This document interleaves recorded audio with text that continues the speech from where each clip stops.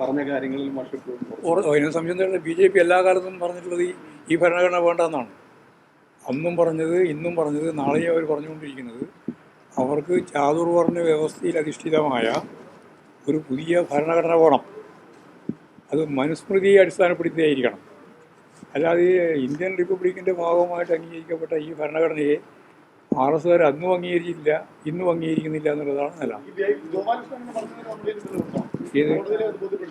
അല്ല, BJPക്കാരെല്ലാം പറയുന്നില്ല. പിന്നെ ഏതെങ്കിലും ഗോപാലകൃഷ്ണൻ പറയേണ്ട കാര്യം പ്രത്യേകിച്ച് നോക്കേണ്ട കാര്യമില്ല. ഈ കേസ് ഗോപാലകൃഷ്ണന്റെ കേസാണല്ലോ. അത് കേസിൻ്റെതായ രീതിയിൽ കൈകാര്യം ചെയ്യപ്പെടും. പിന്നെ രണ്ടാമത് നമ്മുടെ പാലക്കാട് സഖാവ് ശശിക്കെതിരെ നടപടി എടുത്ത് നടപടി എടുത്തിട്ടില്ല. അപ്പൊ ഇന്നിപ്പോ ആള് KTDC ചെയർമാൻ സ്ഥാനം രാജിവെക്കുമെന്ന് പറയണം. അദ്ദേഹം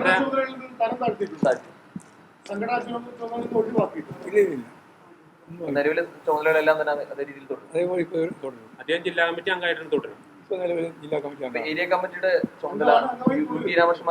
ഞാൻ പറഞ്ഞ മനസ്സിലായില്ലേ, അയാൾ ഇപ്പോൾ ജില്ലാ കമ്മിറ്റി അംഗമാണ്. അത് തുടരും.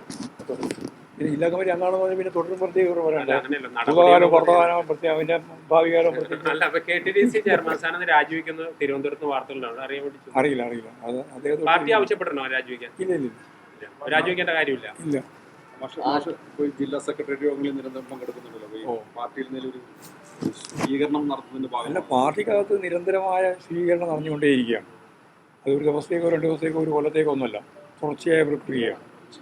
അതിൽ ജില്ലാ കമ്മിറ്റിയിലൂടെ ഞങ്ങൾ പങ്കെടുക്കാറുണ്ട്, ചിലപ്പോൾ ഏരിയ കമ്മിറ്റിയിലും പങ്കെടുക്കാറുണ്ട്. അത്രയേ ഉള്ളൂ. പരാതികളിലെല്ലാം വളരെ ഏത് പരാതി ഉണ്ടായാലും പരാതിയുടെ മേലെ കൃത്യമായ നിലപാട് പാർട്ടി സ്വീകരിക്കും. അതിൽ വിട്ടുവീഴ്ച. PK ശശിനെ മാറ്റിയില്ല എന്നുള്ള സാങ്കേതികമായിട്ട് പറയുന്നതാണോ, അത് ഓർഡർ ഉത്തരവായിട്ടില്ല എന്നാണോ പാർട്ടി? അതാണോ ഞാനിപ്പം പറഞ്ഞാൽ മനസ്സിലായി, മലയാളത്തിലല്ലേ പറഞ്ഞില്ല, ക്ലാരിറ്റി വേണ്ടി ചോദിക്കുന്ന അതിനെയാണ് ഞാൻ പറഞ്ഞത്. ഇപ്പോൾ ശശിന്റെ മേലെ ഒരു നിലപാടും സ്വീകരിച്ചു കഴിഞ്ഞിട്ടില്ല. സാധ്യതയുണ്ടോ?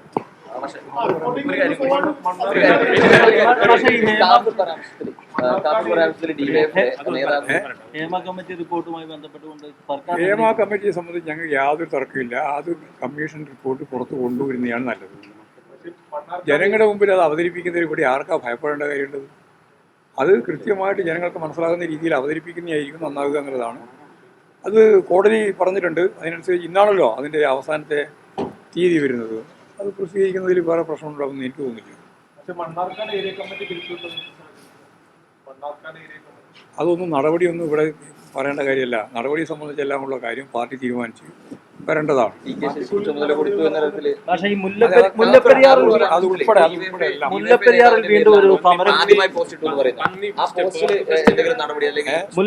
വീണ്ടും ഒരു സമരം ശക്തമാർജിക്കുന്നുണ്ടല്ലോ. ഇടുക്കി രൂപത അതിലൊരു പ്രതികരണമൊക്കെ നടത്തിയിട്ടുണ്ട്.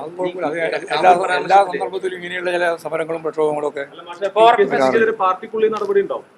മാധ്യമങ്ങളോട് പറയണ്ട. ഞാൻ മാധ്യമങ്ങളോട് പറയാനൊന്നും ഇപ്പം തീരുമാനിച്ചിട്ടില്ല.